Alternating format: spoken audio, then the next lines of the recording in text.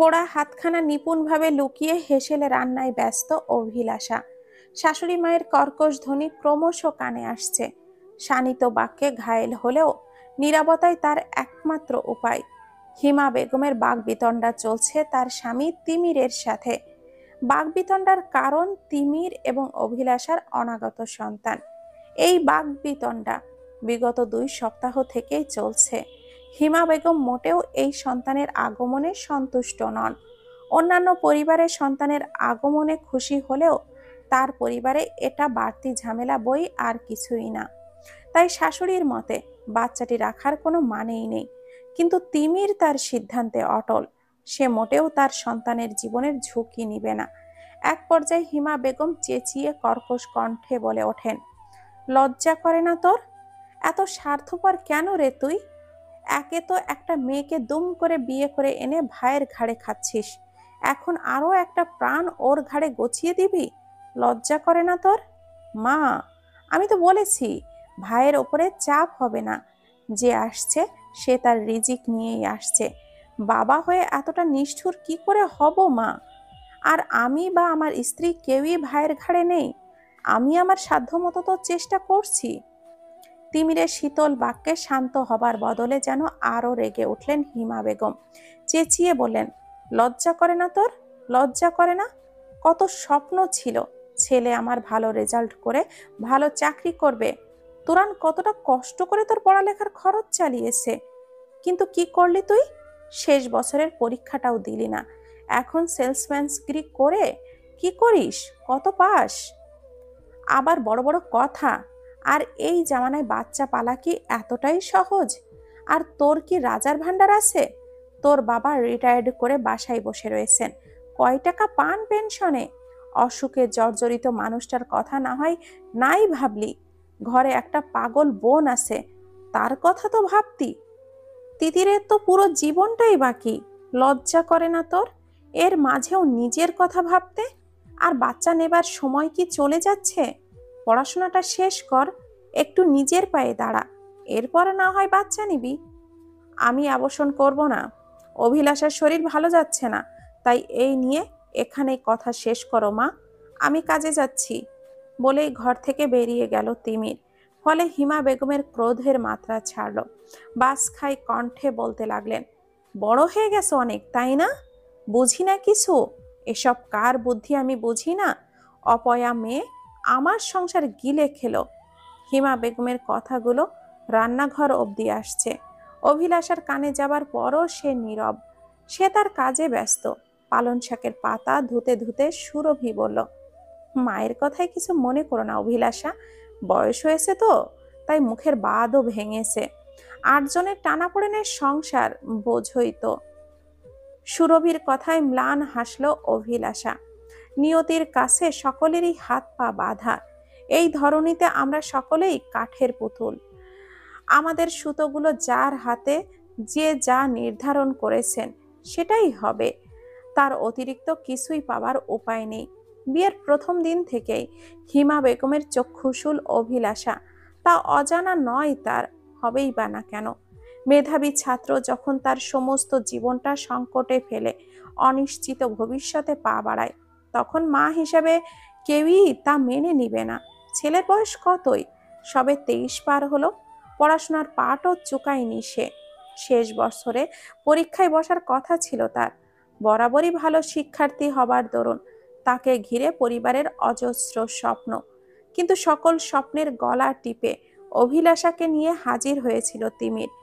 ছেলে বিনা খবরে বিয়ে করে বাড়িতে আনবে, তা এহ জীবনেও কল্পনা করেনি হিমা বেগম।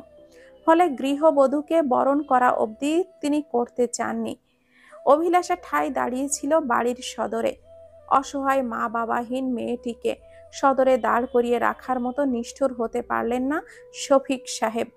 তাই তাকে ঘরে তুলল তিমিরের বড় ভাবি সুরভি। টানাপোড়েনের সংসার হিমা বেগমের। তিমিরের বড় ভাই তোরান একজন সরকারি কর্মকর্তা। তার বেতন আহামরি নয়। সেই বেতন এবং বাবার পেনশনে মিলিয়েই চলছে এই সংসার। বড় মেয়েটির চিকিৎসা, তিমির এবং তিতিরের পড়াশোনা, সব মিলিয়েই প্রতি মাসেই টান লেগে থাকে। তার মাঝে একজন উটকো মেয়ে, জানা নেই শোনা নেই, তাকে কি করে মেনে নিবেন হিমা বেগম? ফলে পরিবারের ক্রন্দল লেগেই রইল। অভিলাষার সাথে উচ্চবাক্য না করলেও ছেলের সাথে তার কথা কাটাকাটি যেন প্রতিদিনের নিয়ম হয়ে উঠল। ভাইয়ের উপরে বসে বসে খাওয়ার খোঁটাটাও যেন গলায় কাটায় পরিণত হলো তিমিরের। ফলে কঠিন সিদ্ধান্ত নিল সে, পড়াশোনা ছেড়ে চাকরির জন্য হন্যে হলো। তিমিরের এমন কাজে ক্রোধ কমার বদলে আরো বাড়ল। ফলে অভিলাষার প্রতি অসন্তোষের মাত্রাও বাড়ল। তুরান বোঝাবার কম চেষ্টা করেনি তাকে, কিন্তু তিমিরের জিদের কাছে সব বিফলে গেল। অভিলাষা শাশুড়ির মন পাবার চেষ্টা করেনি বললে ভুল হবে, কিন্তু তার কোনো কাজই যেন হিমা বেগমের কঠিন হৃদয়কে গলাতে পারেনি। দিনগুলো এভাবেই যাচ্ছিল। দেখতে দেখতে কবে মাস পেরিয়ে বছর গড়াতে যাচ্ছিল টের অব্দিও পেল না অভিলাষা।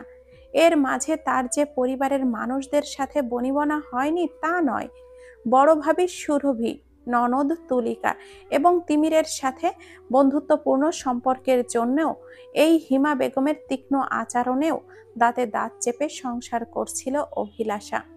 কিন্তু সবকিছু যেন আবারও এলোমেলো হয়ে গেল। নতুন সদস্যের আগমনের সংবাদ সুখ থেকে বিষাদী যেন বয়ে আনলো তিমির এবং অভিলাষার জীবনে। জাতাকলের মাঝে পিষে যেন দুটো জীবন, ছোট্ট জীবন, যার আগমনে তাদের সবচেয়ে বেশি আনন্দিত হওয়া উচিত, তার জীবন বাঁচানোই যেন তাদের নিকট যুদ্ধে পরিণত হয়েছে। অভিলাষার মাঝে মাঝে নিজের প্রতি খুব ঘৃণা হয়। ঘৃণা হয় নিজের কৃতকর্মের জন্য, নিজের লোভের জন্য, নিজের স্বার্থপরতার জন্য। চাচির অমানবিকতা থেকে রক্ষা পাবার জন্য একটি ছেলের এবং একটি পরিবারের সকল স্বপ্ন আকাঙ্ক্ষাকে গলা চেপে হত্যা করেছে সে। আজ তার জন্য এই পরিবারটিতে এতটা অশান্তি। তার এই ভাবনার ছেদ পড়ল সুরভির ক্ষীণ স্বরে, হাত পোড়ালে কি করে? কথাখানা কর্ণপাত হতেই ঘাড় ঘোরালো অভিলাষা। সুরভির মুখশ্রীতে দুশ্চিন্তার ছাপ। সে আতঙ্কিত দৃষ্টিতে তাকিয়ে আছে অভিলাষার সফেদ হাতের দিকে। অনেকখানি পুড়েছে, সাদা হাতে লাল হয়ে আছে। কিভাবে পুড়েছে ঠিক বলতে পারল না অভিলাষা। ফলে সুরভি চিন্তিত কণ্ঠে বলল, এত অন্যমনস্ক হলে হবে? এখন তো আরো সাবধানতা অবলম্বন করার পালা। আর সাবধানতা? যার থাকাটাই অনিশ্চিত তার সাবধানতা হিসাবে কি করব? এইভাবে বলতে নেই অভি, তুমি তো বুদ্ধিমান মেয়ে, এতটা বোকা বোকা কথা বললে হয়? আচ্ছা ভাবি, ও আসলে কি খুব অভাব বাড়বে? আমি একটু কম খেলে হবে না? অভিলাষার কাতর কণ্ঠের বক্ষস্থলের চাপা দীর্ঘশ্বাসটি নিপুণভাবে গোপন করে নিল সুরভি। তার পরিবারের এমন অবস্থাটি ছিল না। রাজার ভাণ্ডার না থাকলেও একেবারে অসচ্ছলতা তাদের ছিল না, কিন্তু একটি ঘটনা সব কেমন যেন এলোমেলো করে দিল। দেনা শোধ করতে করতে জমি বিক্রি হলো। অসুস্থতা শফিক সাহেবকে জর্জরিত করলো। তুলিকাটাকে চিকিৎসা করাতে মাসে কতগুলো টাকা চলে যায় তার কোনো হিসাব নেই। 3 রুমের বাসাটাই কোনোভাবে থাকতে শুরু করলো পরিবারটি। তবুও মাস শেষে হিমশিম খেতে হচ্ছে তুরানের। এখন তিমিরের কিছু আয় আছে বলে দিব্যি চলছে তারা।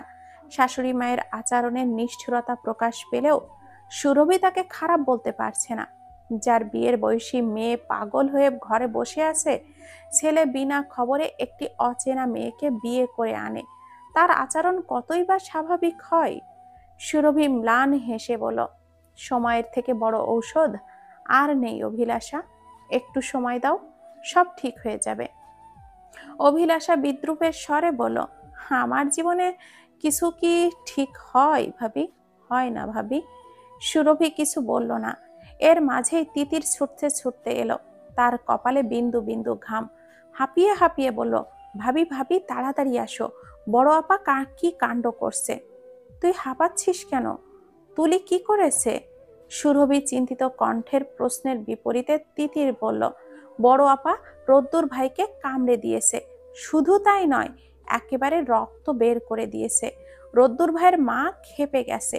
মাকে বললে আপাকে আস্ত রাখবে না, তুমি চলো। তিতিরের কথা শোনা মাত্রই সুরভির মুখশ্রীর রক্ত শূন্য হলো। সে হাতে থাকা বার্ন ক্রিম অভিলাষার হাতে দিয়ে ছুটল সদরের দিকে। অভিলাষাও পিছু নিল তার। ফলে চুলোয় থাকা তরকারিটা ওভাবেই পড়ে রইল। বাহিরে যেতেই দেখল অবিন্যস্ত চুলে এলোমেলো দৃষ্টিতে তাকিয়ে রয়েছে তুলিকা। তার বিপরীতে বা হাতটা চেপে নির্বিকার চিত্তে দাঁড়িয়ে আছে রোদ্দুর।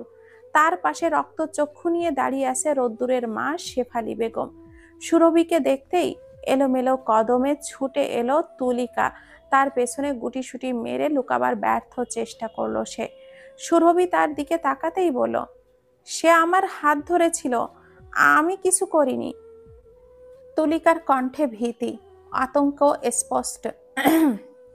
তুলিকার কণ্ঠে ভীতি, আতঙ্কের স্পষ্ট উপস্থিতি টের পেল সুরভি। সে ঈষৎ কাঁপছে, ভয়ার্ত দৃষ্টিতে তাকিয়ে রয়েছে রোদ্দুরের মা শেফালি বেগমের দিকে। সুরভি কিঞ্চিত চিন্তিত। সে রোদ্দুরের দিকে সন্দিহান নজরে চাইল। ছেলেটা এখনো তার জখমি হাতটা চেপে দাঁড়িয়ে আছে। আহত হবার বিন্দু মাত্র রেশ তার মুখশ্রীতিতে নেই। নির্বিকার শ্যাম মুখখানা, উদাসীন চাহনি, অপলক দৃষ্টিতে সে তুলিকার দিকেই তাকিয়ে রয়েছে। এদিকে শেফালি বেগম তীক্ষ্ণ কণ্ঠে বলে ওঠেন, মানুষ যদি কুকুরের মতো আচরণ করে তবে তাদের সাথেও তেমন আচরণ করা উচিত। মাথার স্ক্রু যেহেতু ঢিলা, তাদের বাহিরে বের করো কেন? দেখছো কামড়ে কি করছে? রক্ত বের করে দিয়েছে ছেলের। আমার ছেলে বলে চুপ করে দাঁড়িয়ে আছে, অন্য কেউ হলে তো। মা ছাড়ো না, অহেতুক কথা বাড়ানোর মানেই হয় না। রোদ্দুর শান্ত কণ্ঠে কথাটা বলল। তার চোখ মুখ খানিকটা কুঞ্চিত হয়ে এসেছে। মুখে স্পষ্ট বিরক্তির ছাপ প্রকাশ পাচ্ছে। আশেপাশের কয়েক জোড়া চোখ নিজের সকল কাজ ফেলে একরাশ কৌতূহল নিয়ে তাকিয়ে আছে তাদের দিকে।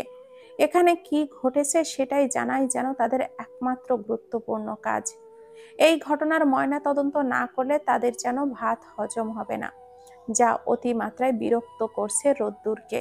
কিন্তু তার কথার খুব একটা প্রভাব পড়ল না শেফালি বেগমের ওপর। তিনি তীক্ষ্ণ কণ্ঠে বলতে লাগলেন, বাদ দেবো কেন? হাতের কি হাল করেছে দেখেছিস? ভাগ্যিস আমি দেখেছি, নয়তো টেরই পেতাম না। মানুষের দাঁত কতটা বিষাক্ত তুই জানিস? রোদ্দুর উত্তর দিল না, শুধু তির্যক দৃষ্টিতে তাকিয়ে রইল মেয়েটির দিকে।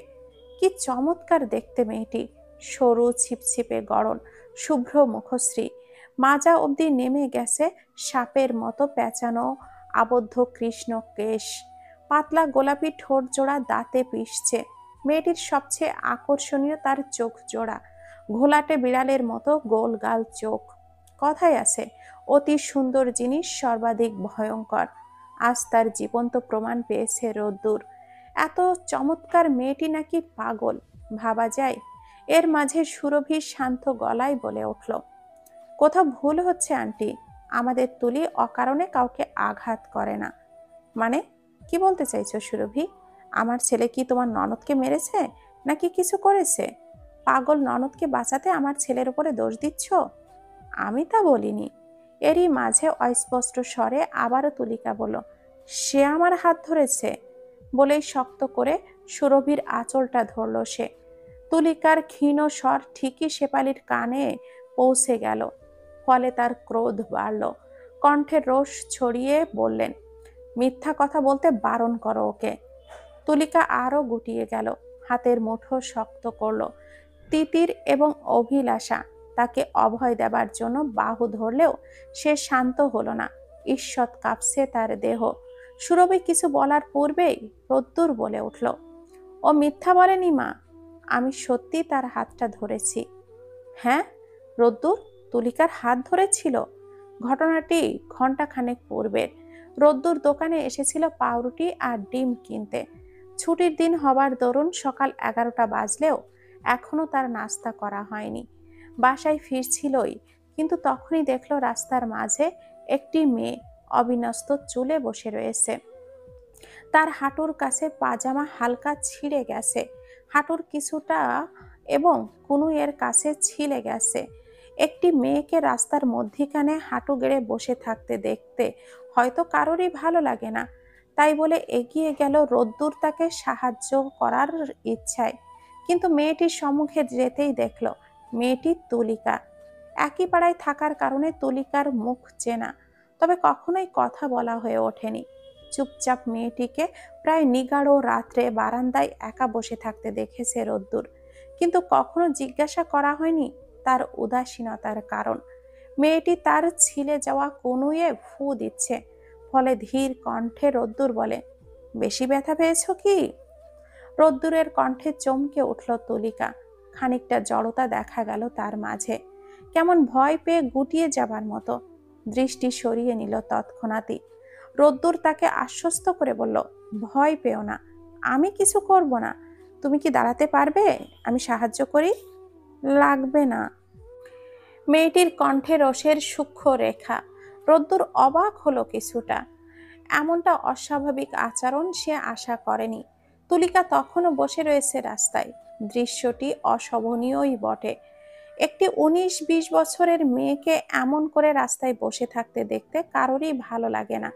তাই অনিচ্ছা সত্ত্বেও তাকে টেনে তোলে রোদ্দুর। বিধিবাম তার এই কার্যে ধন্যবাদ পাবার বদলে অতর্কিতভাবে তার বাঁ হাতে কামড় বসিয়ে দিল তুলিকা। ব্যথায় শ্যাম মুখখানা শক্ত হয়ে উঠল রোদ্দুরের। তবুও শান্ত দৃষ্টিতেই তাকিয়ে রইল। অবাক হলেও তার মাঝে কোনো প্রতিক্রিয়া ছিল না। ইতিমধ্যে তিতির ছুটে এলো, তুলিকাকে ছাড়ালো সে। রোদ্দুরের হাত থেকে তত সময়ে রক্ত পড়তে থাকলো। তিতির কল্পনাও করেনি বোনকে 10 মিনিট ছাড়তেই এই কাণ্ড করে বসবে। ধমকের স্বরে বলল, কি করছিলি তুই? পাগল হয়ে গেছিস নাকি আপা? আমি ঠিক আছি, রোদ্দুর শান্ত কণ্ঠে বলল। কিন্তু তার পূর্বেই ছেলেকে ডাকতে ডাকতে সেখানে হাজির হলেন শেফালি বেগম। দুর্ভাগ্যবশত তিনি বারান্দা থেকে এই ঘটনা দেখছেন, ব্যাস আর কি। এখন তিনি হিমা বেগমের কাছে এর বিচার চান। রোদ্দুর গাল ফুলিয়ে তপ্ত নিঃশ্বাস ফেলল, মাকে শান্ত করতে বলল, এখন অহেতুক সিন ক্রিয়েট করে লাভ নেই। যা হওয়ার হয়ে গেছে, এটা একটা অ্যাক্সিডেন্ট। দোষ আমারই ছিল, আমি দুঃখিত। শেফালি বেগম ছেলের কথায় যে সন্তুষ্ট হলেন না, তা তার মুখশ্রীতে প্রকাশ পেল। সুরভি শান্ত কণ্ঠে বলল, না না, আমাদের দোষ। ওকে দেখে রাখা উচিত ছিল, ওর জন্য তোমাকে অহেতুক ঝামেলা পোহাতে হলো। ব্যাপার না, ওর হাঁটু ছিলে গেছে, বাড়ি নিয়ে যান। আর মা, তুমি চলো, আমার ক্ষুধা লেগেছে। বলেই পা বাড়ালো রোদ্দুর। শেফালি বেগম যাবার সময় তীক্ষ্ণ স্বরে বললেন, পাগল নয়, শিয়ানা পাগল, যাতে মাতাল তালে ঠিক আছে। কথাটা কানে গেলে উত্তর দিল না সুরভি। সে তুলিকার হাত ধরে বাসায় নিয়ে এলো। আমি ইচ্ছে করে কামড়াইনি ভাবি। তুলিকার স্বগরোক্তিতে সুরভি অস্থির স্বরে বলল, তুই কামড়াবি না কেন? সে আমায় ছুঁয়েছে। তুলিকার ঠান্ডা উত্তরে আর কথা খুঁজে পেল না সুরভি। ছোট নিঃশ্বাস গোপন করে বলল, সে তোমাকে ক্ষতি করার জন্য ছুঁয়নি, সাহায্য করেছে, তোমাকে বুঝতে হবে সেটা। তুলিকা কি বুঝলো জানা নেই, তবে সে ঘাড় কাত করে সম্মতি দিল। এর মাঝেই পোড়া একটি গন্ধ নাকে এলো সুরভির। অভিলাষা বলল, তরকারিটা চুলায় খাইছে। তরকারি কড়াইতে লেগে গিয়েছে, অথচ তাদের খেয়ালই নেই। তিতির ঢোক গিলে বলল, পুড়ে গেল। অভিলাষা কড়াই বদলাতে বদলাতেই বলল, মা জানলে আর রক্ষা থাকবে না। তুমি পোড়া অংশগুলো ফেলে দাও, মা টের পাবে না। সুরভির কথায় খিলখিল করে হাসতে হাসতে তুলিকা বলল, ভাবিও তাহলে মিথ্যা বলবে। ছি ছি ভাবি, আমার মা বোঝে না বলে তুমি তাকে বোকা বানাবে? তার দোষটা কার শুনি? তুলিকার কান হালকা করে মূলে শুধালো সুরভি। তুলিকা ভদ্র বাচ্চার মতো বলল, আর হবে না, চলো মলম লাগিয়ে দেই, দেখি কোথায় চোট পেলে। সুরভি তুলিকাকে নিয়ে গেল। অভিলাষা তরকারির দিকে তাকিয়ে রইল। সে বাহিরে না গেলে হয়তো তরকারিটা পুড়তো না। বাসায় ফিরতে মায়ের প্রশ্নের মুখোমুখি হলো রোদ্দুর। কেন নিয়ে এলে তুমি? আজ একটা বিহিত করে আসতাম। তোমাকে বস্তির ঝগড়াটে মহিলাদের মতো লাগছিল মা, যা আমার কাছে দৃষ্টিকটু। ছেলের মুখে এমন বাক্য মোটেও সহ্য হলো না শেফালি বেগমের। তীব্র স্বরে বললেন, রোদ্দুর, আমি তোর মা, সেজন্যই তোমার সম্মান রক্ষাও আমার দায়িত্ব। আরেকটি অসুস্থ মেয়েকে হেনস্থা করে কি লাভ মা? দোষ তো আমার। তাই বলে তোমাকে কামড়াবে? স্বাভাবিক হলে কামড়াতো না। নিজেও তো বলেছিলে সে অসুস্থ। তাহলে? আর এভাবে রাস্তার মাঝে সকলের সামনে সিন ক্রিয়েট করাটা মোটেও শোভনীয় না। তাহলে তার আর আমার মধ্যে পার্থক্য কি? রোদ্দুরের কথায় এবার কিছুটা দমলেন শেফালী বেগম। চেয়ারে বসতে বসতে বলেন, বেশ, আর সিন ক্রিয়েট করবো না। তুমি তুলিকার আশেপাশেও থাকবে না। আজ কামড়েছে, কাল ঢিল ছুড়বে। পাগলের কি ভরসা? মায়ের কথাগুলো যেন শুনেই মস্তিষ্কে ধারণ করলো না রোদ্দুর। তার মস্তিষ্কে এখন একটি নামই পর্যাবৃত গতিতে ঘুরছে, তুলিকা। নিগাড় রাত, ব্যস্ত শহরে নেমে এসেছে কৃষ্ণ আধার। ঘরের প্রতিটি প্রাণ এখন বেঘরে ঘুম। শুধু ঘুম নেই অভিলাষার চোখে। চোখের পাতা এক করতে পারছে না সে। দাঁড়িয়ে আছে বারান্দার কাছে, চোখ জোড়া, প্রতীক্ষিত। তিমির যে এখনো ফেরেনি। তিমির কেন ফেরেনি? অভিলাষা তাকে বেশ কবার ফোনও করেছে, কিন্তু বান্দা ফোন ধরেনি। ফলে নিকষ কালো ভালো ভয় বারবার হানা দিচ্ছে অভিলাষার ভয়ার্ত হৃদয়ে। ঘরের নিস্তব্ধতা ঘড়ির কাঁটার টিকটিক শব্দকেও প্রগাঢ় করে তুলছে। অভিলাষা ঘাড় ঘুরিয়ে একবার ঘড়ির দিকে চাইল। 1টা বাজতে 2 মিনিট বাকি। আর অপেক্ষা করাটা ঠিক হবে না। কিছু একটা ভেবে সুরভির ঘরের সামনে গেল সে। হালকা কড়া নাড়ল, মিহি কণ্ঠে বলল, ভাবি, ঘুমিয়ে গেছো? মিনিট 2 বাদে ঘুম ঘুম চোখে দরজা খুলল সুরভি। তোরানো চশমাটা চোখে দিয়ে এলোমেলো পায়ে এগিয়ে গেল। বসা গলায় বলল, কি হয়েছে অভিলাষা? ভাইয়া, তিমির এখনো ফেরেনি। ফোন করেছি, ধরছে না। অভিলাষার চিন্তিত কণ্ঠে সুরভির কপাল কুঞ্চিত হলো।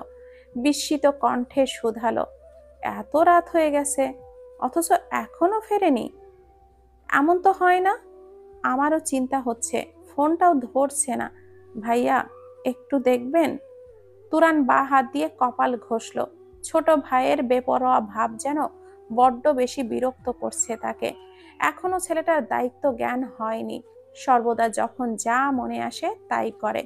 পাশে কেউ যে তার জন্য দুশ্চিন্তা করবে, সেটা কি একটিবারও ভাববার অবকাশ নেই তার? অন্য সময় হলে হয়তো সে গা ছাড়া ভাব দেখাতো, বলতো, যে যখন ফেরার ফিরবে, না ফিরলে না ফিরবে, আমার কি? আমার কাল সকালে বের হতে হবে। কিন্তু অভিলাষার করুণ মুখখানা দেখে কথাটা গিলে ফেলল অচিরেই। শান্ত কণ্ঠে বলল, আমি দেখছি, তুমি চিন্তা করো না। সুরভি, ওকে ঘরে নিয়ে যাও। এই সময় এত দুশ্চিন্তা ভালো নয়। সুরভি মাথা নাড়িয়ে সম্মতি দিল। অভিলাষার কেন যেন বুক কাঁপছে, ভয় হচ্ছে, বিশ্রী বিষাক্ত ভয়। আজকাল প্রায়ই তার ভয় করে। ভয় হয় তিমিরের অস্থিরতার জন্য। লোকটি অর্থ উপার্জনের জন্য মরিয়া হয়ে উঠেছে। সর্বোচ্চ চেষ্টা করছে যেন অনাগত প্রাণটিকে সুন্দর একটি ভবিষ্যৎ দিতে পারে। এই সুন্দর ভবিষ্যতের আশায় বর্তমান হারিয়ে যাবার ভয়টাই কাবু করে দিচ্ছে অভিলাষাকে। সুরভি ধীর স্বরে বলল, তিমির কি কিছু বলেছিল? না। এরই মাঝে তুরান ঘরে প্রবেশ করলো। চিন্তিত কণ্ঠে বলল, তিমিরের সব বন্ধুদের ফোন দিয়েছি, ওরা তো কিছু বলতে পারলো না। ওর কাজের জায়গায় নাম্বার আছে তোমার কাছে অভিলাষা? না, ও তো কারোর নাম্বার দেয়নি, আমিও কখনো রাখিনি। এটা কোনো কথা? বিপদ আপদের ঠিক আছে। এত রাত হয়েছে অথচ এখনো বাড়ি ফেরেনি। এখন কোথায় যাব? অভিলাষা নীরব রইল। তুরানের কথার যুক্তি রয়েছে। এত রাতে কোথায় বা যাবে সে? কার সাথে যোগাযোগ করবে? অভিলাষা ভয়ার্ত চিন্তিত মুখখানা দেখে সুরভি বলল, তুমি কি ওর কোম্পানিতে যাবে? ওখানে গেলে খোঁজ পাবে? এত রাতে কোনো কোম্পানি আমার জন্য খুলে বসে রয়েছে সুরভি? তুরানের ঝাঁঝালো কণ্ঠে থেমে গেল সুরভি। তুরান গাল ফুলিয়ে তপ্ত নিঃশ্বাস ছাড়ল। ভাইয়ের ওপরে তীব্র ক্রোধ নিজের বউয়ের ওপরে বর্ষণ করাটা মোটেও উচিত নয়। তাই নিজেকে শান্ত করল সে। শান্ত গলায় বলল, আমি একটু বাহিরে যাচ্ছি, মরে যেয়ে দেখি কি অবস্থা। তুমি চিন্তা করো না অভিলাষা, তিমিরের কিচ্ছু হবে না। আর এই কথাগুলো যেন এই ঘরের বাহিরে না যায়। মাকে এখন আমি সামলাতে পারবো না। তুরানের কথা শেষ হবার পূর্বেই তার ফোনটা বেজে উঠল। স্ক্রিনে তিমির নামটি জ্বলজ্বল করছে। সময় নষ্ট না করেই ফোনটি ধরল তুরান। ফোন রিসিভ করতেই মুখের ভাব বদলে গেল তুরানের। গম্ভীর কণ্ঠে বলল, আমি আসছি। সুরভি কুণ্ঠিত কণ্ঠে বলল, কি হয়েছে? আমি একটু বের হব, তুমি একটু এইদিকে এসো তো, কথা আছে। সুরভি কথা বাড়ালো না, উঠে তুরানের সাথে বাহিরে গেল। অন্যদিকে অভিলাষার মনে ভয়টা যেন আরো তীব্র হলো। তুরানের মুখশ্রীর চিন্তার রেশ তাকে আতঙ্কিত করছে। তিমিরের কিছু হলো? বাহিরে যেতেই তুরান বলল, আমাকে 1008 টাকা দাও। কথাটা শুনতেই বিস্মিত হলো সুরভি। অবাক স্বরে বলল, এত টাকা কেন? তিমিরের একটা অ্যাক্সিডেন্ট হয়েছে, হাতে টাকা দরকার। ও কেমন আছে? জানি না, বা হাতের আঙ্গুল নাকি ফেটে গেছে। এভাবে আপাতত আর কোথাও চোট পায়নি। ভাগ্য ভালো একটুর ওপর দিয়ে গেছে। তাই বলছি টাকাগুলো দাও। কিন্তু সেগুলো তো তুলিকার জন্য, পরিবারের জন্য জমানো টাকা। পরিবারেই খরচ হবে, সেটা তুলিকা হোক বা তিমির। গম্ভীর স্বরে কথাটা বলল তুরান। সুরভি আর কথা বাড়ালো না। টাকাগুলো তুলিকার চিকিৎসার জন্য জমিয়েছিল সুরভি, কিন্তু এখন সেগুলো দিয়েই দিতে হচ্ছে। তুরান টাকা নিয়ে বেরিয়ে গেল। নিস্তব্ধ রাত, কালো আকাশে তারার রেশ নেই। শীতল হাওয়ায় আম গাছের শুষ্ক পাতাগুলো পতপত শব্দ করছে। ঘরের সকলের ঘুমে কাদা। নিস্তব্ধতার আড়ালে ঘুমহীন 2 জোড়া চোখ বসে রয়েছে প্রতীক্ষায়। সুরভি পানি এগিয়ে দিল অভিলাষাকে। অভিলাষার চোখ জোড়া জ্বলছে, গালগুলো ভিজে রয়েছে। কেন যেন সবকিছুর জন্য নিজেকে দায়ী লাগছে। জড়সড় হয়ে উদারটাকে বসে আছে সে। এর মাঝেই তুরানের ফোন এলো। সে কলিং বেল বাজায়নি। ঘরের কাউকে ওঠানোর বিন্দু মাত্র ইচ্ছে নেই। সুরভি দরজা খুলতেই দেখল তুরানের সাথে তিমির দাঁড়িয়ে রয়েছে। তিমিরের বাঁ হাতের 2 আঙ্গুলের সফেদ ব্যান্ডেজ, ময়লা জামা কাপড়, উস্কো খুস্কো চুল জানান দিচ্ছে তার উপরে বহমান ঝড়ের কথা। সুরভি চিন্তিত স্বরে বলল, তুমি ঠিক আছো? তিমির মাথা নাড়ালো, সে ঠিক আছে। তুরান তখন গম্ভীর কণ্ঠে বলল, তুই ঘরে যা, অভিলাষা চিন্তা করছে, ক্লান্ত লাগছে, ঘুমাবো। বলেই নিজের ঘরে চলে গেল তুরান। সুরভিও দরজাটা আটকে নিজের ঘরে প্রস্থান করলো। তুরান ঘরে আসতেই অভিলাষার চিন্তিত মুখশ্রী দেখা গেল। তার পাশে বসে মুচকি হেসে বলল, আমি ঠিক আছি বউ। তৎক্ষণাৎই অভিলাষাকে জড়িয়ে ধরল। বুকের ওপর গরম তরলের আভাস পেতেই তিমিরের ডান হাত চলে গেল স্ত্রীর মাথায়। আলতো করে হাত বুলাতে বুলাতে বলল, খুব চিন্তা করছিলে? সরি, আর হবে না। কি করব বলো, হুট করেই যেতে হলো। কখন যে রাত হয়ে গেল বুঝতেই পারিনি। ওইদিকে বিশালটাও এত জোরে বাইক চালায়, ভাল ভাগ্য ভালো ব্রেক কষতে পেরেছিল। ওর পায়ের হাল ভালো নয়। কোথায় গিয়েছিলে তুমি? মাথা তুলে প্রশ্ন করতেই তিমির একটু দম নিল। রয়ে শুয়ে বলল, একটা কাজ পেয়েছি, মাস শেষে ভালো টাকা পাবো। সে আসছে, তার ভবিষ্যতেও তো তার কথা দেখতে হবে নাকি? তিমিরের চোখ চকচক করছে। অভিলাষা তখন অবাক কণ্ঠে বলল, কি কাজ? আছে, তুমি বুঝবে না, এত ভেবো না তো। রাত হয়েছে, গাটাও ব্যথা করছে, চলো ঘুমাতে যাই। তিমির কথাটা এড়িয়ে গেলেও অভিলাষার মনে খুঁতখুঁতটা রয়েই গেল। কি কাজ পেয়েছে সে, বলতে পারছে না। দিন 17 পরে অ্যাসাইনমেন্ট জমা দিতে এসেছে সৌভিক। এই স্যারের কাছে মোটেও আসতে চায় না সে। তার মতে লোকটি অতি মাত্রায় খচ্চর প্রবৃত্তির। নয়তো একটি অনার্সের ছাত্রকে কি নিজের প্রাইভেট কোচিংয়ে আসতে বলে, তাও যদি সেটা নিজ নিজ ক্লাসমেটদের হতো। না, এটা ইন্টার ফার্স্ট ইয়ারের মেয়েদের ব্যাচ। কচি কচি মেয়েগুলো গোল গোল চোখে একরাশ কৌতূহল নিয়ে তাকিয়ে রয়েছে তার দিকে।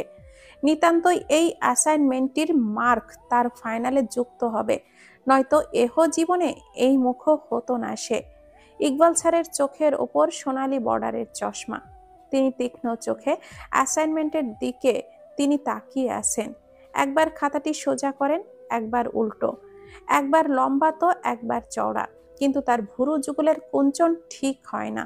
মিনিট 5 পরে ক্ষেপে ছুঁড়ে মারল সেই খাতা। ফলে অ্যাসাইনমেন্ট খাতাটা উড়ে গিয়ে পড়ল বারান্দায়। সাথে সাথেই কর্কশ বাক্যের বর্ষণ হলো। আহাম্মক, তুমি এই কাকের ঠ্যাং দেখাতে এসেছো এই ভর দুপুরে? ওটা যে আদৌ কি সেটাই তো বুঝছি না। মনে হচ্ছে কারোর পেট খারাপ হয়ে ওখানেই হাগু করে দিয়েছে। স্যারের কথাগুলো খুব একটা ঝামেলা করলো না সৌভিকের। স্যার মানুষ বলতেই পারেন, কিন্তু গোল বাঁধালো যখন সম্মুখে বসে থাকা একটি যুবতী হো হো করে হেসে উঠল। এই অপমান কি সহ্য করা যায় একটি অনার্সে পড়ুয়া ছেলের জন্য? এটা নিতান্তই অপমান। কিন্তু সৌভিক মোটামুটি সব কথা গিলে মাথা নত করে বারান্দা থেকে অ্যাসাইনমেন্টের খাতাখানা নিয়ে বেরিয়ে গেল। বাহিরে থাকা লিটন বন্ধু বলল, দোস্ত, এই বেটাকে কিছু করা দরকার। বেশি বেশি করে, তার আগে নগদ সমস্যা মেটায়। সেটা কি? সৌভিকের দৃষ্টি অনুসরণ করে সে তাকালো দরজার বাহিরে পড়ে থাকা এলোমেলো চটিগুলোর দিকে। সৌভিক ঠোঁট বাঁকিয়ে হাসল। তার অর্থ ভালো করেই বোঝা গেল লিটন। ইকবাল স্যারের পড়া শেষ করে বের হলো তিতির। স্যার ভালো পড়ান বিধায় ওনার কাছেই প্রাইভেট পড়ে সে। পড়া শেষে বের হতেই তার আক্কেল গুড়ুম। শুধু তার নয়, উপস্থিত সকলের মাথায় যেন বজ্রপাত হলো। একটি জুতাও নেই, অথচ তারা স্যারের ঘরে ঢোকার পূর্বে এখানেই জুতাগুলো খুলেছিল। এর মাঝেই কেউ বলল, কে জানে আমাদের জুতাগুলো পাশের কচুরিপানা ডোবায় ফেলে দিয়েছে রে। কথাগুলো শুনতেই তিতির এবং সকলের মুখের রং পাল্টে গেল। স্যারের বাড়ির পাশেই এই ডোবা থেকে বিকট গন্ধ বের হয়। এখন কে এই জুতা তুলবে? এর মাঝেই ইকবাল স্যারও বেরিয়ে এলেন। ছাত্রীদের জুতা হারানোতে তার মাথায় হাত পড়ল। বুঝতে বাকি রইল না কাজটি কার। তিতির বাড়ি ফিরল খালি পায়ে। উপায়বিহীন মেয়েটির করার কিছুই নেই। তার জুতাহীন পা দেখে অভিলাষা অবাক স্বরেই শুধালো, জুতা কোথায়? একটা পাজি লোক স্যারের ওপর শোধ তুলতে যে সবার জুতো ডোবায় ফেলে দিয়েছে, এটা মানা যায়? সে কি কথা, স্যারের কিছু বলল না? ওকে পেলে তো ধ্যাত, আবার মায়ের জুতা পরতে হতে হবে। দেখাই কেমন বলো তো? কথাটাই হিমা বেগমের কানে যেতেই তিনি চেঁচিয়ে উঠলেন, ওরে আমার নবাব নন্দিনী, বলো তো, জুতার মহল করে দেই একেবারে। একটা কম দামি জুতো দাও না আমাকে। মাস এখনো বাকি, ফাও খরচ করতে পারবো না। তুমি আমার জুতো পরে কাটাও, সামনের মাসে দিব ক্ষণে। মায়ের কথায় হতাশ হয়ে গেল তিতির। বিনা বাক্যে ভেতরে চলে গেল। মিনিট 10 বাদে অভিলাষা তিতিরকে নিজ ঘরে ডাকলো। তিতির যেতেই একটি 500 টাকার নোট ধরিয়ে দিয়ে বলল, হবে এতে জুতা? কিন্তু ভাবি, মা যেন না জানে, এটা তোমার ভাই দিয়েছিল। বাবুর কথা শুনে আমাকে খরচ করতে বলেছিল। আমার তো লাগছে না, তাই তুমি জুতাটা কিনে নিও। অভিলাষার কথা শেষ হতেই তাকে জড়িয়ে ধরল তিতির। তারপর বলল, তুমি খুব ভালো। মা তো চোখে কম দেখে, তাই বোঝে না। অভিলাষা হাসল, কিন্তু উত্তর দিল না। বিকালে যখন প্রাইভেট পড়তে বের হবে তিতির, তখন তুলিকা তাকে বলল, তুই ঘুরতে যাচ্ছিস তাই না? কে বলেছে তোকে? আমি জানি তুই জুতো কিনতে যাচ্ছিস। আমাকে নিবি? পাগল, কাকে না কাকে কামড় দিবি, মা বকেছিল মনে নেই? আবার তোকে নিয়ে বিপদে পড়ি। তিতিরের কথায় ঠোঁট উল্টালো তুলিকা। করুণ স্বরে বলল, নিয়ে যা না, আমি কামড়াবো না, কথা দিচ্ছি। তোর সাথে সাথেই থাকবো। আমার ঘরে দম বন্ধ লাগে, ভালো লাগে না, কেমন যেন আটকা আটকা। নিয়ে চল না আমায়। মাকে কি বলবো? বলবি আমি তোকে পাহারা দিব। তুলিকার কথা শুনতেই খিলখিল করে হেসে উঠল তিতির। যার নিজের দেখাশোনার ঠিক নেই সে কিনা তিতিরকে দেখবে। পড়ন্ত বিকেল, বড় বাজারে বিশাল ভিড়। আজই যেন সকলের একসাথে জামা কাপড় পরার দিন, তাই সব ছেড়ে তারা জামা কাপড় জুতা কিনতে এসেছে।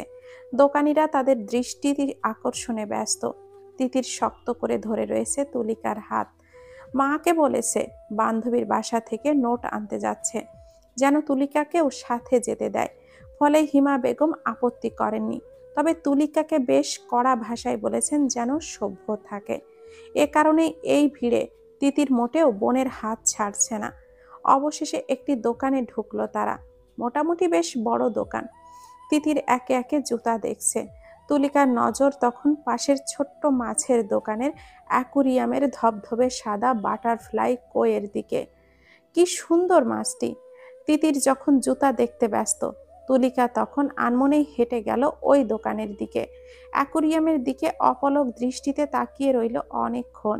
এর মাঝে গম্ভীর স্বর কানে এলো, তুমি এখানে কি করছো? কথাটা শুনতেই চমকে উঠল তুলিকা। তার সম্মুখে সেদিনের রাস্তার ছেলেটা দাঁড়িয়ে আছে। তাকে দেখতেই ভয়ে সিটিয়ে গেল তুলিকা। আশেপাশে তিতিরকে না দেখতে পেয়ে ঘাবড়ে গেল তুলিকা। উপায়ন্তর না বুঝে দোকান থেকে ছুটে পালাতে গেলেই তার হাতখানা টেনে ধরল ছেলেটি। ছেলেটির কাছ থেকে ছুট পাবার চেষ্টা করলো তুলিকা, কিন্তু সুঢল শরীরের শক্তির কাছে পেরে উঠল না। উপায়ন্তর না পেয়ে মুখ এগিয়ে দিলেই ছেলেটি তার হাতটা সরিয়ে নিল।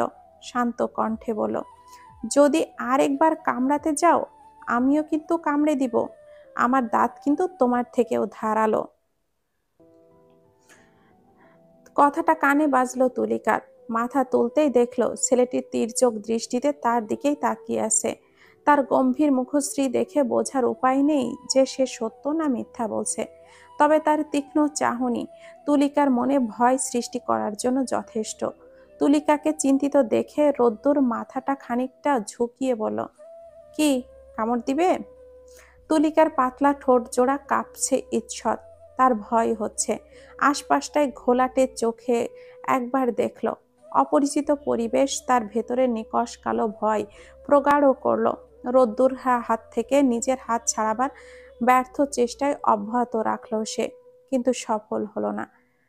একটা সময় ক্ষীণ তেজি কণ্ঠে বলে উঠল, হাত ছাড়ুন আমার, ছটফট থামাও, আমি কিন্তু চিৎকার করব। তুলিকার কণ্ঠে সুপ্ত আতঙ্কের ছাপ, তবে চোখে তেজ। তার রোষাগ্নি দৃষ্টি যেন মুহূর্তেই ঝলসে দিবে রোদ্দুরকে। রোদ্দুর অবাক হলো। মেয়েটিকে সেদিনও আতঙ্কিত লেগেছিল। মেয়েটির চোখ জোড়ায় ক্ষীণ ভয়ের আভাস সেদিনও পেয়েছিল সে। মেয়েটি কেন এত ভয় পায়? কেন তার জ্বলজ্বল করতে থাকা তেজি চোখগুলোতে ভয়ের আভাস পায় রোদ্দুর? এত প্রতিরোধ কি তবে সেই ভয়কে আড়াল করতেই? প্রথম সাক্ষাতে যত না অবাক করেছিল, দ্বিতীয় সাক্ষাতে তার চেয়ে দ্বিগুণ আকর্ষিত করছে মেয়েটি। গাল ফুলিয়ে তপ্ত নিঃশ্বাস ছাড়ল সে। শান্ত গলায় বলল, কার সাথে এসেছ? বলবো কেন? না বললে লস তোমার। আমি কিন্তু মানুষ ভালো নই, ছেলে ধরাও হতে পারি, তোমাকে নিয়ে পাচার করে দিতে পারি। কথাটা শুনতেই মুখ ফ্যাকাশে হয়ে গেল তুলিকার। চোখে ভয়ের ছাপ গাঢ় হলো। কাঁপা কাঁপা স্বরে বলল, আমি জানি আপনি ছেলে ধরা নন, আপনি ওই খচ্চর মহিলার ছেলে। মায়ের এমন পরিচয় কেন যেন হাসি পেল রোদ্দুরের। তবুও হাসল না, বরং গম্ভীর স্বরে বলল, আমার মা খচ্চর? তুলিকা কিছুই বলল না, নত মস্তকে দাঁড়িয়ে রইল। তাকে এখন খাঁচায় বন্দি সিংহের মতো লাগছে। সে দাঁতে দাঁত পিষলেও গর্জন করতে পারছে না। রোদ্দুর ঠোঁট বাঁকিয়ে হাসল, হাতের বাঁধনটা আরো দৃঢ় করে বলল, জানো, যখন আমি ছেলে ধরা নই তখন এত আক্রমণাত্মক আচরণ কেন? আমি তো তোমার ক্ষতি করছি না। কি ভরসা? সে তুমি নাই করতে পারো, তবে তোমাকে তুলে নিয়ে আমার দুপয়সাও লাভ নেই, উল্টো ক্ষতি। গতবারের কামড়ের দাগ এখনো চিকিৎসা করতে হয়, জানো তুমি? তাহলে আমাকে যেতে দিচ্ছেন না কেন? চিন্তা হয়। শান্ত কণ্ঠে কথাটা বলল রোদ্দুর। কথাটা খুব ছোট, তবে তুলিকার কর্ণকুহরে যেন ঝংকার তুলল। বেকুবের মতো তাকিয়ে রইল তুলিকা রোদ্দুরের মুখপানে। তার ঠোঁটে এখনো হাসি লেগে আছে। তার কৃষ্ণ চোখে নিজের প্রতিবিম্ব দেখতে পাচ্ছে তুলিকা। কি দুরবোধ্য চাহনি! তুলিকার সরল মস্তিষ্কে মোটেও লোকটির কথাগুলো বোধগম্য হচ্ছে না।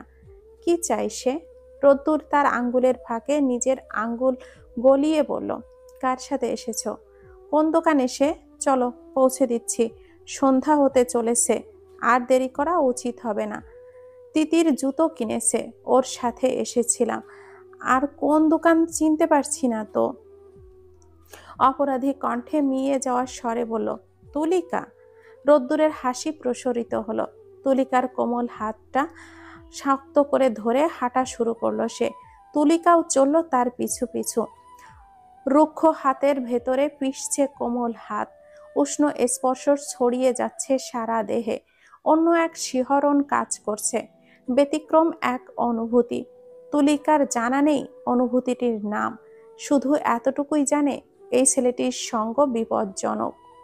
অবশেষে তিতিরের দোকান খুঁজে পাওয়া গেল। তিতির তুলিকাকে খুঁজতে খুঁজতে হয়রান হয়ে গিয়েছে। জুতো দেখতে দেখতে তুলিকার কথাটা ভুলেই গিয়েছিল সে। 4-5 জোড়া তুলোর মাঝে একটি জুতো তুলে মনে ধরল। যখন অতি উৎসাহী কণ্ঠে আপাকে তা বলতে গেল, তখন তা আবিষ্কার করলো তার আপা তার পাশে নেই। পুরো দোকানের কোথাও আপা নেই। হন্যে হয়ে সকলকে শুধাতে লাগলো। সাদা সালোয়ার কামিজ পরা একটি ফর্সা মেয়ে ছিল, এক পাশে লম্বা বেনি, দেখেছেন? কিন্তু কর্মব্যস্ত মানুষের যেখানে নিজের খোঁজ নেবারই সময় নেই, সেখানে অপরিচিত একটি মেয়ের খোঁজ কিভাবে দিবে তারা? ফলে একে একে সকল দোকান ঘুরে ঘুরে দেখতে লাগলো তিতির। অবশেষে আধা ঘন্টা বাদে সে তার আপার খোঁজ পেল, তাও রোদ্দুর ভাইয়ের সাথে। সেদিনের ঘটনার পর লোকটিকে তুলিকার সাথে দেখে বেশ অবাক হয়েছিল তিতির, কিন্তু তার হতবাক চিত্তকে শান্ত করে রোদ্দুর বলল, মাছের দোকানে চলে গিয়েছিল মহোদয়। ভাগ্যিস আমি সেখানে ছিলাম। লাভের লাভ যেটা হলো, তোমার আপা হারায়নি, আর লোকসান হলো আমার। গোল্ড ফিশ আর কেনা হলো না। রোদ্দুরের কথা শুনে ছোট করে সরি বলল তিতির। তারপর তুলিকার সাথে ঝাঁঝালো কণ্ঠে বলল, তোকে এই জন্য কোথাও নিয়ে যেতে চাই না। আমি বলেছিলাম আমার সাথে থাকতে, কেন আমাকে না বলে গেলি? আমার জান বেরিয়ে গিয়েছিল। এর মধ্যে মায়ের কয়শো ফোন আসছে জানিস? তুলিকা মুখটা লম্বা হলো, সে অপরাধীর মতো দাঁড়িয়ে রইল। তখন রোদ্দুর শান্ত কণ্ঠে বলল, দোষটা কিন্তু তোমার। যেহেতু তুমি ওকে নিয়ে এসেছো, ওকে দেখে রাখার দায়িত্বটা তোমার।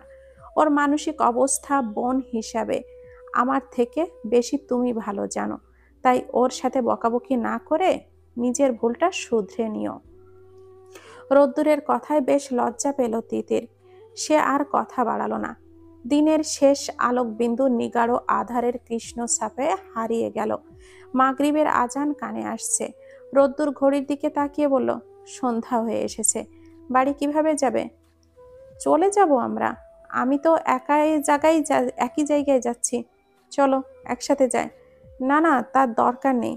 তোমার আপা জানে আমি ছেলে ধরা নই। সন্ধে হয়ে গেছে, একা যাওয়া নিরাপদ না। তিথির আর কথা বাড়ালো না। এদিকে তুলিকা গোল গোল চোখে রোদ্দুরকে দেখছে। তার মোটেও মানুষটিকে ভালো লাগছে না, কিন্তু সে ভালো মেয়ে, উপকারীর উপকার ভোলে না। তাই বিনা বাক্যেই সেখানে দাঁড়িয়ে রইল। মিনিট 10-এর ভেতরেই একটি সিএনজি ঠিক করলো রোদ্দুর। তারপর ভেতরে তিতির এবং তুলিকাকে উঠতে বলল।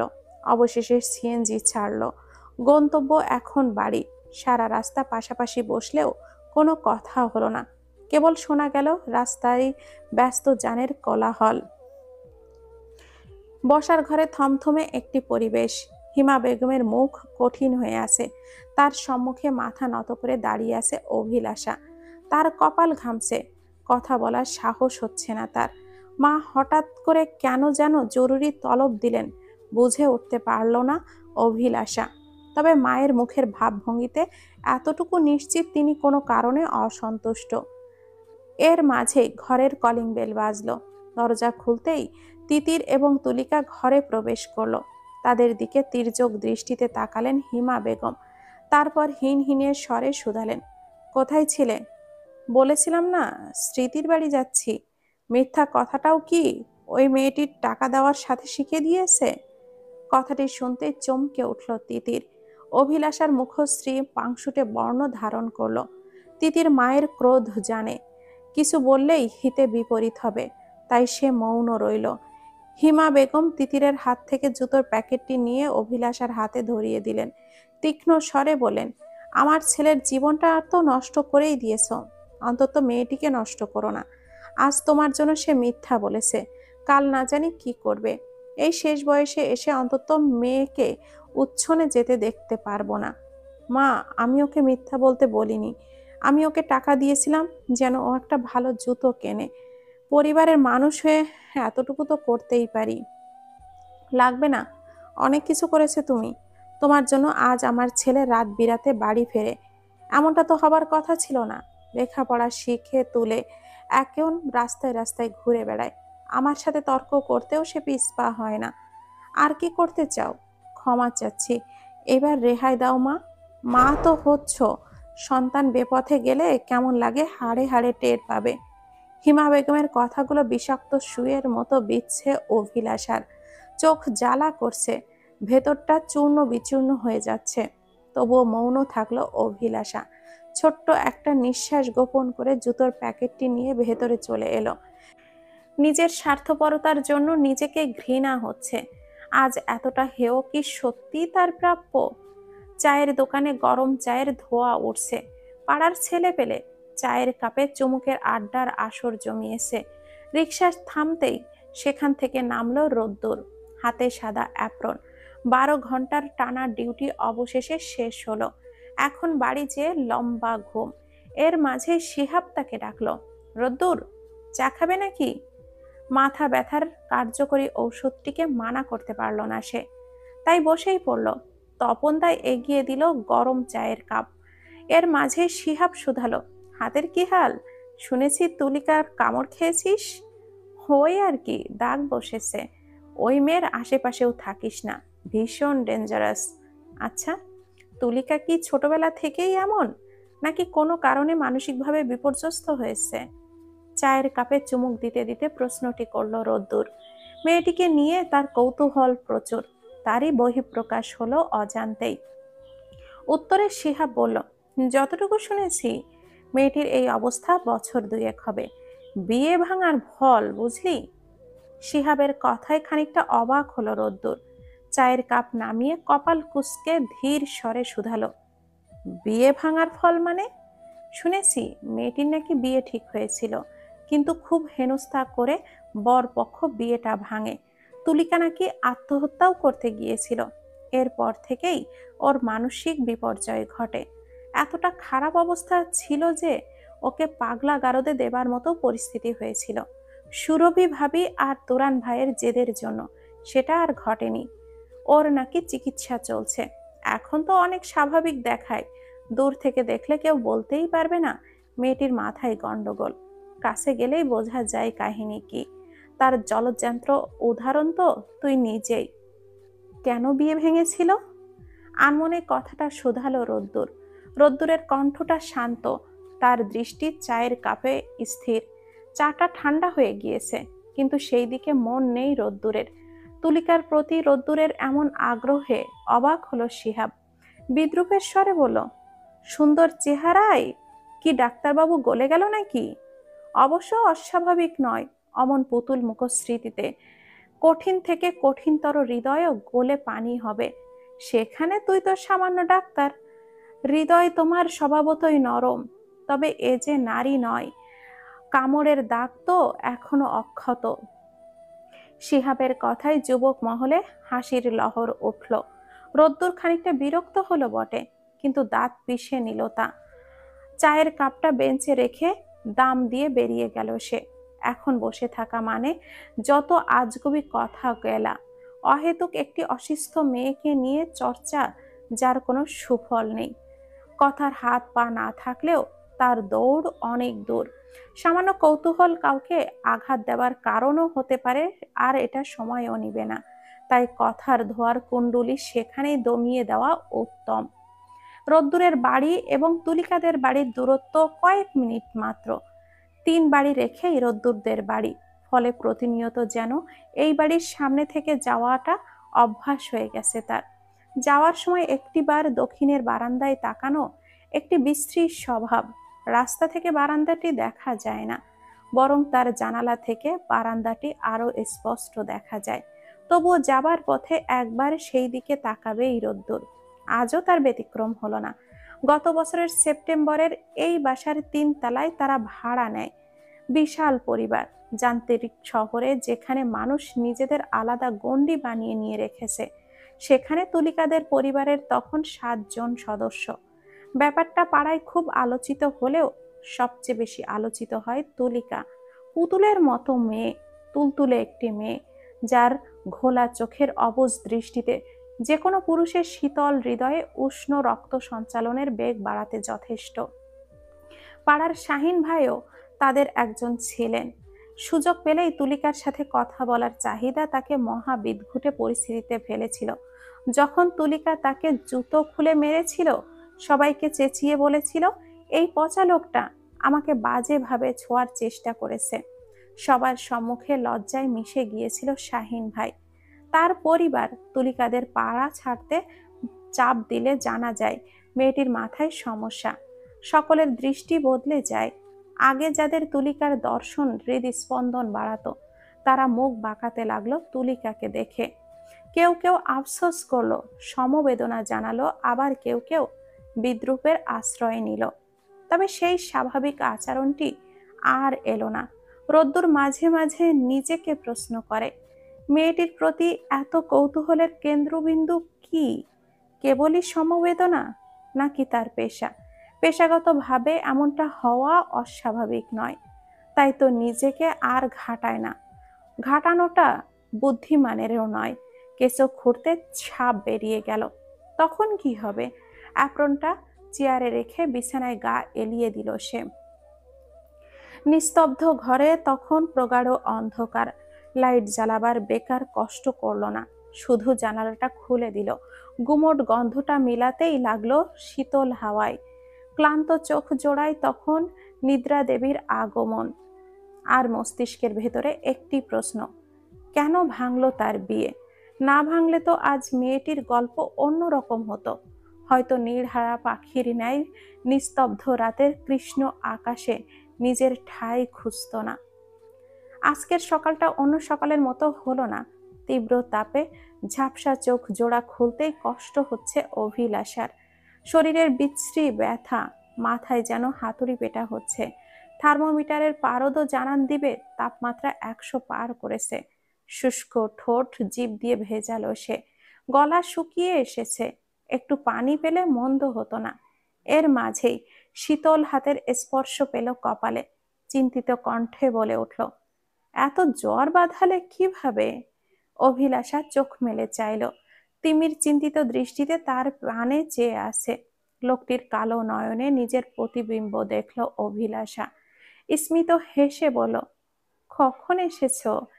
এই তো মাত্রই। নতুন চাকরি পেয়েছে তিমির। আগের সেলসম্যানের চাকরিটা ছেড়ে দিয়েছে সে। এটা নাকি কল সেন্টারের চাকরি, শুধু ফোনে কথা বলতে হবে। ফোনও যে সে নয়, বাহিরের দেশের কাস্টমারের ফোন। যেহেতু বরাবরই ছাত্র ভালো, তাই ইংলিশে তার বেশ ভালো দক্ষতা। ফলে সার্টিফিকেটের জন্য আটকায়নি কিছুই।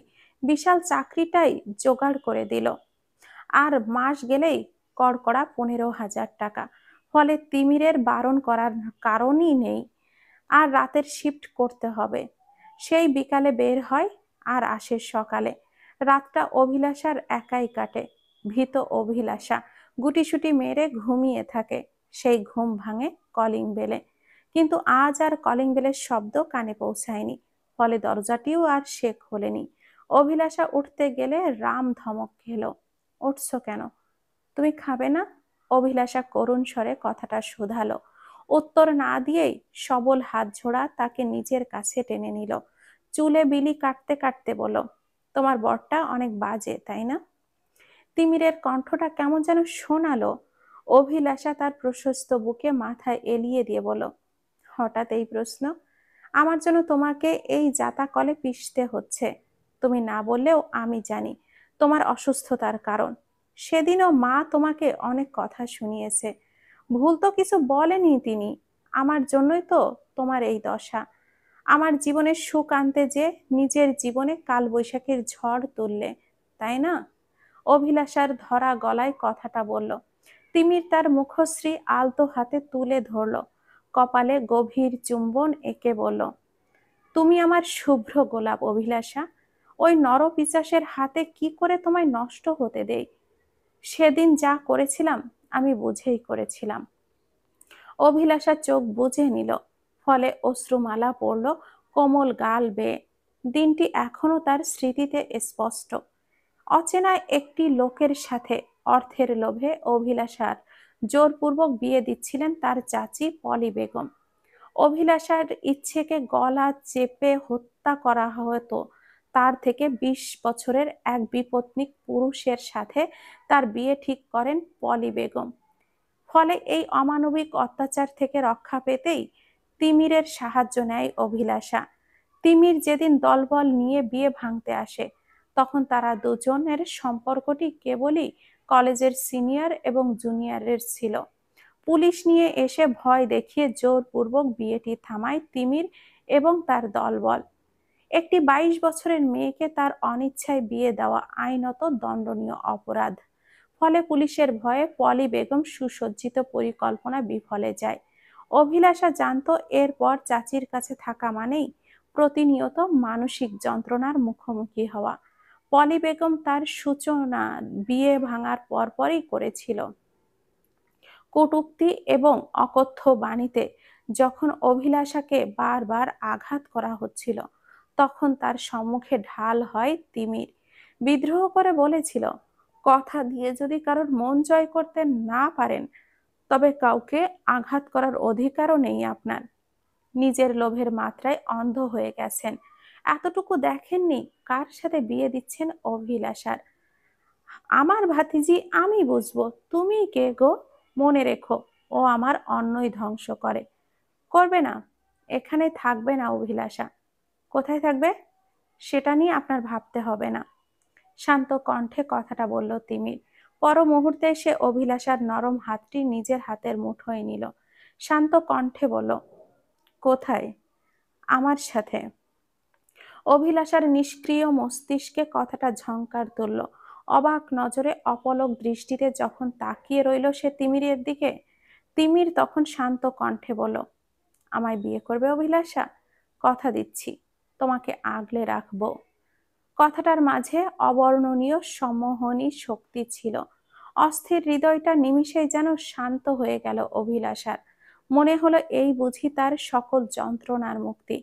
বাড়িয়ে থাকা হাতটি বিনা প্রশ্নে আঁকড়ে ধরল অভিলাষা। ভেবেছিল নীড়হারা পাখি বুঝি নীড় খুঁজে পেল, সুখের ঠিকানা খুঁজে পেল। কিন্তু ভুল ছিল। সুখের ঠিকানার খোঁজ পেলেও নীড়ের খোঁজ আর পেল না সে। তিমিরের শার্টখানা আগলে ধরে আকুল কণ্ঠে বলল, আমি যদি কিছু চাই দিবে? কি চাই তোমার? অভিলাষার মুখে এই প্রথম আবদার শোনালো তিমির। প্রিয় মানুষের আবদার মেটানোর মাঝে শান্তি রয়েছে, হোক না যতটা নিষ্ঠুর কোনো চাহিদা। শফিক সাহেবের চশমাটা বদলাতে হবে, আজকাল ঝাপসা লাগে সব। খবরের কাগজের লেখা ছোট হয়েছে নাকি তার চোখের পাওয়ারের গন্ডগোল, এই তর্ক প্রতিনিয়তই স্ত্রীর সাথে লেগে যাচ্ছে। হিমা বেগম বারবার বলছেন ডাক্তার দেখাতে, কিন্তু অর্থ অপচয় তিনি করতে চান না। আজও হিমা বেগমের সাথে তার বাকযুদ্ধ চলছে। হিমা বেগম তীক্ষ্ণ কণ্ঠে তাকে কথার বান দিয়ে আঘাত করছেন।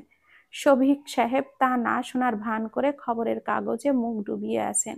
এর মাঝেই আগমন ঘটল তিমিরের। তিমিরকে দেখেই মুখ বাঁকালেন হিমা বেগম। তিমির বিনা ভনিতায় বলল, তোমাদের কিছু বলার ছিল? কি? শফিক সাহেব খবরের কাগজটা রেখে শুধালেন। তিমিরের ঠোঁট ভিজিয়ে ধীর স্বরে বলল, আমি ফাইনাল পরীক্ষা দিব। কথাটা শোনা মাত্রই হিমা বেগম হতবিহ্বল দৃষ্টিতে তার দিকে তাকালেন। তিমির এখনো সেখানেই দাঁড়িয়ে আছে। শফিক সাহেব বিছানা থেকে উঠলেন, এগিয়ে গেলেন ছেলের কাছে। তার চোখ জোড়া ছলছল করছে, মুখে অনাকাঙ্ক্ষিত কিছু পাবার আনন্দ। ছেলেকে মুখে বুকে জড়িয়ে ধরা গলায় বললেন, সত্যি বলছিস বাবা? হ্যাঁ বাবা, বর্তমান চাকরিটা তো রাতেই, তাই ক্লাস করতে ঝামেলা হবে না। আমি আগামীকাল যেই আমার রেজিস্ট্রেশন করে নিব। তুই জানিস না আমি কতটা খুশি হয়েছি। আমার ভাঙা স্বপ্নটা এখন আবারও জোড়া লাগবে। আমার ছেলেটা ভালো রেজাল্ট করে আরো বড় চাকরিতে ঢুকবে। ও তোরানের মা, শুনছো? খুব তো বলো আমার ছেলে অকর্মণ্য। দেখো আমার ছেলের বুদ্ধি ফিরেছে। শফিক সাহেবের কথা শুনে হিমা বেগম থমথমে গলায় বলেন, শুনেছি। এই বুদ্ধির উদয়ের কারণ কি? এতদিন তো বলে বলে মুখে ফেনা তুলে দিলেও সুবুদ্ধি হয়নি। আরে ছাড়ো তুমি কারণ, ও যে এবার পড়াশোনাটা শেষ করবে এটাই অনেক, তাই না? বেশ, তাই হোক, বুদ্ধি কতদিন থাকে সেটাই দেখার সময়। বলেই বিছানায় রাখা শুকনো দলা মচা কাপড়গুলো গোছাতে লাগলেন। তিমির একটু এগিয়ে এসে মায়ের পাশে বসলো, ধীর গলায় বলল, একটা আবদার করব মা? হিমা বেগম উত্তর দিলেন না। তিমির ছোট্ট একটা নিঃশ্বাস গোপন করে বলল, অভিলাষার সাথে একটু ভালো আচরণ করা যায় না? মেয়েটি তো এখন একা নয়, এই সময় ওকে আরো আগলে রাখার সময়। আমি পড়াশোনা শুরু করলে ওকে সেই সময়টুকু দিতে পারবো না, তাই একটু ছোট্ট আবদার। কান ভরা হয়ে গেছে? এই তো বলি, এত সুবুদ্ধি হলো কিভাবে? অবাক ব্যাপার কি জানো, ও আমাকে কিছুই বলেনি, তুলিকা আমাকে বলেছে। দোষ ধরলেই তো দোষ, একটু দোষ ব্যতীত ওকে দেখো না। আমার পছন্দ এতটাও খারাপ নয় মা। ওর খুব জ্বর জানো, খাবার রুচি নেই, কিছু খেতে গেলেই বমি হয়, পেটে যা থাকে উগড়ে দেয়। অরুচি হয়েছে, মাছে ছোট আলু দিয়ে মাংসের ঝোল খেতে চেয়েছে, আমার কাছে তো টাকা নেই বলে চেপে গেছে। মা, ও আমাকে বিয়ে করে কিন্তু সুখী নয়, অথচ কথাটা কিন্তু আমি বাদে কেউ জানে না। তিতিরকে ও খুব ভালোবাসে মা, তাই ভালো মন্দ খাওয়ার জন্য দেওয়া টাকাটা ওকে জুতো কেনার জন্য দিয়েছে। ওর আপন কেউ নেই, আমি আর আমার পরিবারকে তাকে সর্বস্ব দিয়ে আঁকড়ে ধরেছে। পাঁচজনের তো মা তুমি, তাই না? আরেকজনের মা হলে কি খুব বেশি ক্ষতি হবে? ভাবিকে কম আদর করো না তুমি, তাহলে অভিলাষা কেন সেটা পায় না? একটি ছোট্ট প্রাণ তোমাকে আধু বলিতে ডাকবে, সেটা ভালো লাগবে না তোমার? হিমা বেগম কোনো কথা বললেন না, কাপড়গুলো হাতে রেখেই বসে রইলেন। তিমির ফোঁস করে বক্ষস্থলে চাপা দীর্ঘশ্বাস ছাড়লো, তারপর দাঁড়াতে দাঁড়াতে বলল, কালকে ওর চেক আপ, পারলে তুমি আর ভাবি একটু নিয়ে যেও, আমি কলেজে যাব। বলে ধীর পায়ে বেরিয়ে গেল ঘর থেকে। হিমা বেগম ঠাই বসে রইলেন। শফিক সাহেব তখন ধীর গলায় বলেন, ছেলে কিন্তু ভুল কিছু বলেনি। ডাক্তার ইয়াসমিনের কেবিনে বসে রয়েছে সুরভি এবং অভিলাষা। বিকালের তখন শেষ প্রহর, ঠান্ডা পড়েছে অল্প স্বল্প। ইয়াসমিন তার চোখের চশমাটা নামিয়ে ধীর গলায় বলল, জ্বর কতদিন তোমার? এই 2 দিন হবে। ঔষধ কি খাচ্ছ? খাচ্ছি। আর খাওয়া দাওয়া? ভালো লাগে না, কেমন যেন গন্ধ লাগে, খেতে পারিনি, খেলেই বমি হয়। বুঝলাম। ঘুম হয় কি? খুব একটা নয়, অসময়ে ঘুম আসে, রাতে ঘুমানোর চেষ্টা করি, হয় না। চিন্তা করো নাকি খুব? অভিলাষা উত্তর দিল না। ইয়াসমিন কিছু ঔষধ লিখতে লিখতে বলল, দেখো, এখন সময়টা একটু রিস্কি, যত্নটা বাড়াতে হবে। মিসক্যারেজ এই সময়টাতেই হয়, ভারী কাজ করবে না, হাসি খুশি থাকার চেষ্টা করবে। একটা আল্ট্রাসোনোগ্রাম করাও, দেখি বেবির গ্রোথ কেমন। ইয়াসমিনের কথা মতো অভিলাষা এবং সুরভি আল্ট্রাসোনোগ্রাম রুমে গেল। আল্ট্রাসোনোগ্রাম করানোর সময় যখন ক্ষুদ্র মানুষটির হৃদস্পন্দন শুনতে পাওয়া গেল, তখন অভিলাষার চোখের কোণে সুখের নোনা জল জমল। এতদিনের সকল বিষাদের মেঘ সরে গেল অচিরেই। মন খারাপের আকাশে উদিত হলো নতুন প্রভাতীকরণ। সুরভি অপলক দৃষ্টিতে দেখছিল ক্ষুদ্র বিন্দুটিকে। ছোট্ট একটি প্রাণ ধীরে ধীরে বাড়ছে অভিলাষার মাঝে। এই সময়টা ঠিক কেমন হয় তার জানা নেই, তবে মানুষ বলে এই সময় নাকি খুব বিশেষ। বিষাদ, আনন্দ, প্রতীক্ষা, ভয় সবকিছুর সংমিশ্রণে মনকে ব্যাকুল করে তোলে। মুহূর্তেই আবেগের পরিবর্তন ঘটে। কতটা পীড়া যায় মায়ের শরীরের উপর, সেই পীড়া মুহূর্তেই সুখে পরিণত হয় ক্ষুদ্র মানুষটির আগমনে। সুরভি নয়ন জোড়ায় জমল কিছু আক্ষেপের নোনা জল। মা হবার ইচ্ছে যে তারও ছিল, জীবন্ত অনুভূতিগুলোকে বরণ করে সেও করতে চায়, কিন্তু সব চাওয়া যে পূরণ হয় না, কিছু ক্ষত যে হৃদয়েই থেকে যায়। চেম্বার থেকে বের হতেই দেখা গেল রক্তিম অপরাহ্নের রং মিলিয়ে যাবার পথে ধীর পায়ে শহরতলির বুকে নামছে নিস্তব্ধ সাধের মায়া। মাগরিবের আজান শোনা যাচ্ছে দূরের মসজিদ থেকে। সুরভি এবং অভিলাষার মাথায় কাপড় দিল। অভিলাষার ঠোঁটের কোণে এখনো অক্ষত আনন্দের রেশ। বাচ্চার গ্রোথ ভালো, তবুও সাবধানে থাকতে বলেছে। সুরভি আল্ট্রাসোনোগ্রাম রুম থেকে বের হবার পর থেকেই চুপচাপ। রিকশার খোঁজে যখন সুরভির চোখ এইদিকে ওইদিকে দেখছে, তখন অভিলাষা আদরের স্বরে বলল, ভাবি একটু ফুচকা খাবে নাকি? রাস্তার ওপরে ফুচকাওয়ালা দাঁড়িয়ে আছে। সুরভি চিন্তিত কণ্ঠে বলল, পেট খারাপ করবে তো, একেই জ্বর আর সন্ধে হয়ে আছে। অভি, বাড়িতে চলো। বাড়ি তো যাবই, একটু ফুচকা খেয়ে যাই না, খুব খেতে ইচ্ছে করছে। অভিলাষার আবদারের কাছে হার মানল। বাধ্য হয়ে দুই বউ মিলে রাস্তার কাছে ফুচকা খেতে দাঁড়ালো। ঝাল ফুচকা একে একে খেলো অভিলাষা। জিহবা জ্বলছে, ঠোঁট নাক লাল হয়ে গেছে, বুকটাও জ্বলছে, তবুও খাওয়া থামাচ্ছে না। সুরভি নিজের গুলোও তাকে দিয়ে দিল। অভিলাষাকে এতটা আনন্দিত দেখে তারও ভালো লাগছে। স্মিত হেসে বলল, খুব খুশি নাকি আজ? খুব খুশি ভাবি, আমার জীবনের সুখের কাঠিটা বোধহয় আমি পেয়েছি। আচ্ছা ভাবি, তুমি সুখী নও? সুরভি নিঃশব্দে হাসলো। ছোট্ট একটা নিঃশ্বাস গোপন করে ধীর স্বরে বলল, সংসার নামক রঙ্গমঞ্চে আমরা সবাই এক একজন অভিনেতা। সবার একটা চরিত্র আছে, সেই চরিত্রকে ঘিরে সবার বিচিত্র কাহিনী, আনন্দ, বেদনা, যন্ত্রণা, সুখের সংমিশ্রণ। সেই কাহিনী, আমার কাহিনীটাও অজস্র সুখের দুঃখের মিশ্রণ। তাই আমি যে অসুখী তা বলবো না, আমি সুখী, খুব সুখী। সুরভির কণ্ঠে চাপা বেদনা। সবাইকে খুশি রাখার মানুষটির মাঝেও যে হাজারো বিষাদের রূপকথা রয়েছে, সেটা কেউ জানে না। বান্ধবীর বিয়েতে বরপক্ষ হয়ে এলেও কাজের পিছু যেন ছাড়ছেই না রোদ্দুরের। এদিকে বন্ধু কবুল বলার তাড়াই আছে, আর ওইদিকে তার সিনিয়র ক্রমশ তাকে ফোন দিয়েই যাচ্ছে। ফোনটা সাইলেন্ট না থাকায় প্রতীকের কটমটে দৃষ্টি আঘাতে সইতে হলো। তবুও অপ্রস্তুত ভাবে হেসে বলল, তুই কবুল বল, আমি ভাইকে সামলে আসছি। বলেই মঞ্চ থেকে চুপিসারে নেমে পড়ল। যেহেতু বিয়েটি কোনে পক্ষের বাসাতেই হচ্ছে, তাই একটি ফাঁকা ঘরে ঢুকে পড়ল সে। ঘরটির অবস্থা বেগতিক।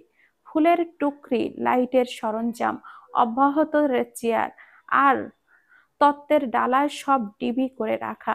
বাহিরের কোলাহল থেকে মুক্তি পেতেই দরজাটা একটু টেনে ফোনটা ধরল সে। ফোন ধরতেই বাজখাই স্বরে ধমক জুটল, এই তোমার ডিউটি না? কই তুমি? ভাই, আমি নিশাদকে ডিউটি বুঝিয়ে দিয়েছি, ও আজ আমার ডিউটি করবে। আমাকে জানিয়েছো? আমি আপুকে জানিয়ে এসেছি রবিন ভাই। কথা শুনতেই কিছুটা থামলো সিনিয়র রবিন ভাই। এর মাঝেই কারেন্টটা চলে গেল। নিস্তব্ধ ঘরটিতে নেমে এলো ঘুটঘুটে আধার। জেনারেটরের এখনো অন করা হয়নি। ফোন কেটেই দরজার কাছে যেতেই ধরে মনে হলো কারোর চাপা আর্তনাদ কানে এলো। কৌতূহল বশত ফোনের ফ্ল্যাশ লাইটটি জ্বালিয়ে পুরো ঘর দেখতে লাগলো রোদ্দুর। মনের ভুল মনে করে যেতে ধরলেই খেয়াল করলো চেয়ারের সারির পেছনে কারোর আঁচল দেখা যাচ্ছে। অবাক হলেও সেই দিকে এগিয়ে গেল রোদ্দুর। একের ওপরে রাখা চেয়ারগুলো সরাতেই দেখলো ঘাপটি মেরে একটি মেয়ে বসা। বেনি করা চুল, পরনে লাল শাড়ি, মুখে ফ্লাশ করতেই অস্পষ্ট স্বরে বলল, তুলিকা।